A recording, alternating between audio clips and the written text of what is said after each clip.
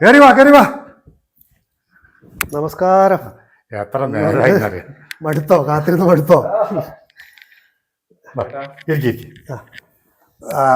കുടിക്കാൻ എന്താ വേണ്ടേ? കുടിക്കാനൊക്കെ പിന്നെ എടുക്കാം. എന്തായി? കാര്യങ്ങളെല്ലാം നമ്മൾ ഉദ്ദേശിച്ച പോലെ അല്ലേ? നമ്മൾ ചിന്തിക്കുന്ന അപ്പുറത്തേക്കാണ് കാര്യങ്ങൾ. നമ്മൾ ബുദ്ധിപൂർവ്വം നീങ്ങില്ലെങ്കിൽ കാര്യങ്ങളൊക്കെ പിടിവിട്ട് പോകും. നമുക്ക് സ്ഥാനാർത്ഥിയൊക്കെ തീരുമാനിക്കണ്ടേ? അതിലെന്ത് തീരുമാനിക്കാൻ? സ്ഥാനാർത്ഥിയെ നമ്മൾ തീരുമാനിച്ചതാണല്ലോ. അപ്പൊ മണിയേട്ടൻ അറിഞ്ഞില്ലേ? സ്ഥാനാർത്ഥിയെ തീരുമാനിച്ചു, നമ്മുടെ രവിയേട്ടൻ. അല്ല, ഒരു പ്രശ്നമുണ്ടേ. അവനിപ്പോ ഈ തെരഞ്ഞെടുപ്പിൻ്റെതായിട്ടുള്ള സാമ്പത്തികം ഇല്ലല്ലോ. അതൊരു വിഷയമാണ്. അതൊക്കെ ചെയ്യുന്നത്. എന്നാലും വേറെയും ചില പ്രശ്നങ്ങളൊക്കെ ഉണ്ട്. അവന് വിദ്യാഭ്യാസം കൂടുതലുണ്ടല്ലോ.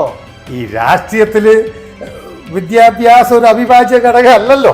എന്നാലും നമ്മളത് നോക്കണമല്ലോ. പിന്നെ വേറെ പ്രശ്നമുണ്ട്. അവന് എൻ്റെ അത്ര ഈ ജനസമ്മതി ഇല്ല. ജനസമ്മതിയൊക്കെ അവനുണ്ട് മണിച്ചേട്ടാ. അവൻ ഈ നാട്ടിൽ അറിയപ്പെടുന്ന ഒരു തേങ്ങാ പറയാറുണ്ടല്ലേ. അതൊരു പ്രശ്ന. ഈ നാട്ടിലെ ഒരേ ഒരു തേങ്ങാ പറിക്കാരനാണ് രവി. സംശയമില്ല, അത് കറക്റ്റാണ്. ഈ നാട്ടിലെ ഒരേ ഒരു തേങ്ങാ പറിക്കാരൻ കാർഷിക മേഖലയായ ഇവിടുന്ന് തെരഞ്ഞെടുപ്പിന് മത്സരിച്ചാൽ എന്താകും? അതും വെളിച്ചെണ്ണയ്ക്കും തേങ്ങയ്ക്കും ഇതുപോലെ വില കൂടി നിൽക്കുന്ന സമയത്ത് ഇവിടത്തെ തെങ്ങ് കർഷകർ പ്രതിസന്ധിയിലാവൂലേ? ആര് തേങ്ങ പറിക്കും? അതും ഒരു പ്രശ്നമാണ്. അതുകൊണ്ടാണ് ഞാൻ പറയുന്നത്, ഈ നാട്ടിലെ കർഷകരെ സ്നേഹിക്കുന്ന, പ്രത്യേകിച്ചും തെങ്ങ് കർഷകരെ സ്നേഹിക്കുന്ന നമ്മൾ എന്ത് ചെയ്യണം? രവിയെ തെങ്ങ് കയറാൻ വിടണം. ഈ നാട്ടിലെ കർഷകരെ രക്ഷിക്കണം. ശരിക്കും മണിയേട്ടൻ എന്താ പറഞ്ഞു വരുന്നത്? ഇനി ആലോചിക്കാനൊന്നുമില്ല. ഇതൊരു കാർഷിക ഗ്രാമമായതുകൊണ്ട് തന്നെ തെങ്ങ് കൃഷി ഇവിടുത്തെ പ്രധാന കൃഷിയായതുകൊണ്ടും രവിയെ പോലുള്ള ഒരേ ഒരു തെങ്ങ് കയറ്റക്കാരൻ സ്ഥാനാർത്ഥിയാകുന്നത് ഈ നാടിൻ്റെ സമ്പദ്ഘടനയുടെ നടുവൊടിക്കുന്നതിന് തുല്യമാണ്.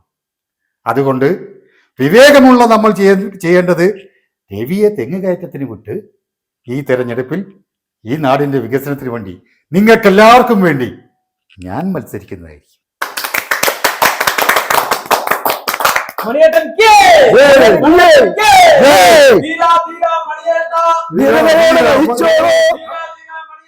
ധീരതയോടെ നയിച്ചോളൂ.